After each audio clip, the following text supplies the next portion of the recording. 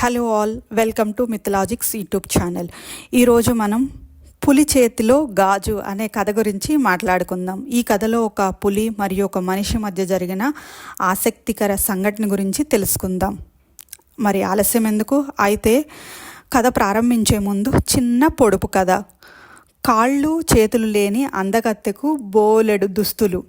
నేను సమాధానం కథ చివరిలో చెప్తాను. మరి కథను ప్రారంభిద్దామా? ఒక అడవిలో ఒక పులి ఉండేది. ఆ పులి ముసలిది అయిపోయింది. దాని గోళ్ళు పళ్ళు బలహీనంగా అయిపోయాయి. వేటాడడం కష్టమయ్యింది. ఒకరోజు పులి నది తీరంలో మెరుస్తున్న ఒక బంగారపు గాజును చూసి తీసుకుంది. అదే సమయంలో చెట్టు కింద కూర్చున్న మనిషిని చూసింది. పులి ఆ మనిషిని పిలిచింది. నీకు ఈ గాజు కావాలా అని అడిగింది. మనిషి, నీ దగ్గరకు వస్తే నువ్వు నన్ను తినేస్తావు, నేను రాను అని చెప్పాడు. పులి, నేను ముసలదాన్ని అయిపోయాను, నీకు భయం ఎందుకు అని చెప్పింది.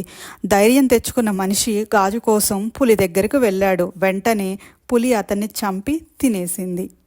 నీతి: దురాశ దుఃఖానికి చేటు. ఈ కథ పులి చేతిలో గాజు పాఠం ఏమిటంటే దురాశ దుఃఖానికి చేటు. అయితే నేను కథ ప్రారంభంలో అడిగిన పొడుపు కథ. కాళ్ళు చేతులు లేని అందగత్తెకు బోలెడు దుస్తులు. సమాధానం ఉల్లిపాయ.